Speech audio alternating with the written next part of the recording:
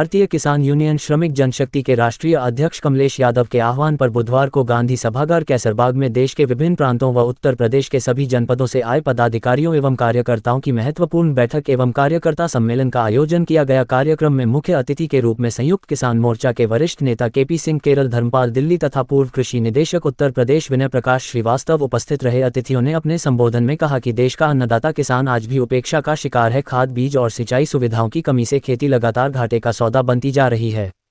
सरकार द्वारा किसानों की आय दोगुनी करने का वादा अब केवल जुमला साबित हुआ है। पूर्व कृषि निदेशक विनय प्रकाश श्रीवास्तव ने कहा कि कृषि विभाग में राजनीतिक हस्तक्षेप किसान हितैषी नीतियों को कमजोर कर रहा है। उन्होंने मांग की कि धान की सरकारी खरीद का मूल्य बढ़ाया जाए और गन्ना मूल्य 600 रुपये प्रति कुंतल किया जाए। कार्यकर्ता सम्मेलन हमारा मुख्य उद्देश्य है कि जो वर्तमान सरकार है, जो किसानों को ठगी कर रही है, किसानों के साथ उत्पीड़न कर रही है, युवाओं के साथ उत्पीड़न कर रही है। यूरिया मांगी जाए तो लाठी चलाई जाएगी, डीपी मांगी जाए तो गोली चलाएगी।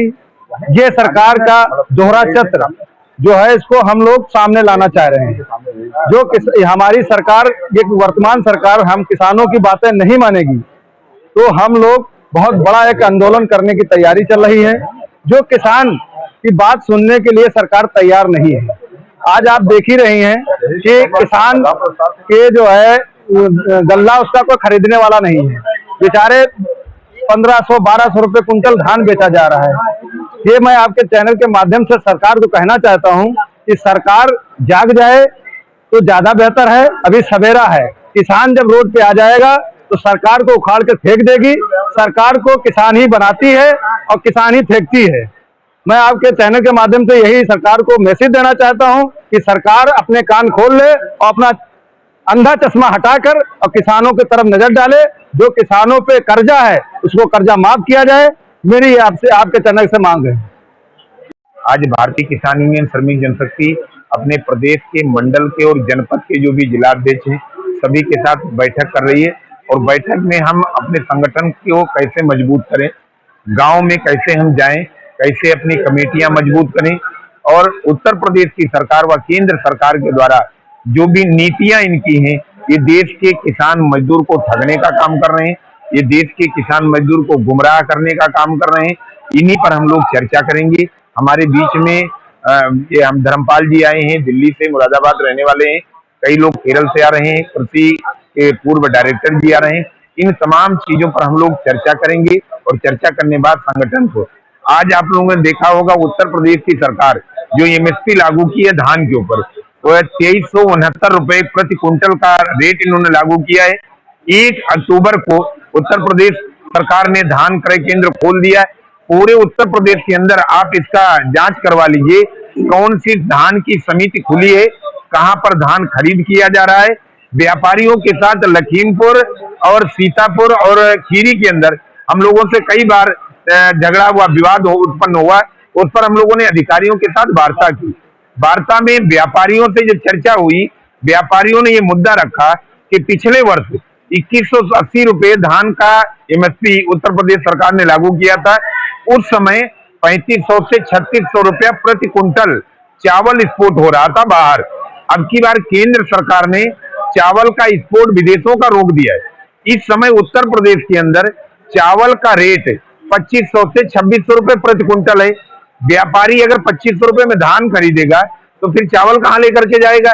धान व्यापारी खरीद रहा 1600 रुपए, उत्तर प्रदेश सरकार एमएसपी दी रही है 2369 रुपए का। अब बताइए ये जो हमारी देश की सरकार है, प्रदेश की सरकार, ये हम लोगों को गुमराह कर रही है, किसानों को छलने का काम कर रही है।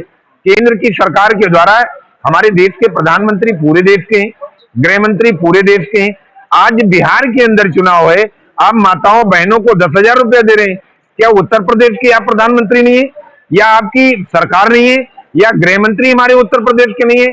किसान का बेटा अगर रोजगार मांगे तो लाठी खाए, किसान अगर खाद मांगे तो गोली खाए, अगर किसान रोड पर उतरे तो मुकदमे लिख के जेल जाए। ये हम किस हिंदुस्तान में जी रहे हैं भाई?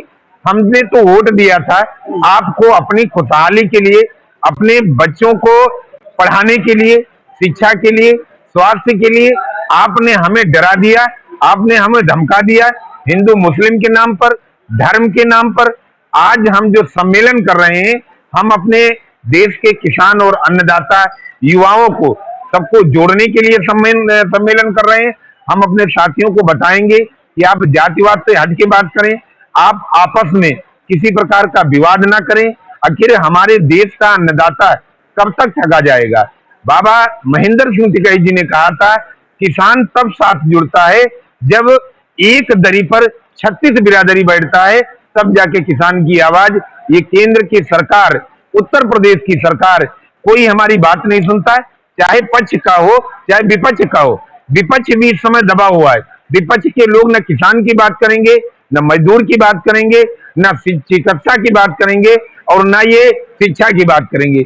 ये सब सत्ता के लोभी हैं, ये सब आपस में मौसेरे भाई भाई हैं। इनको सत्ता की जरूरत है, कुर्सी की जरूरत है।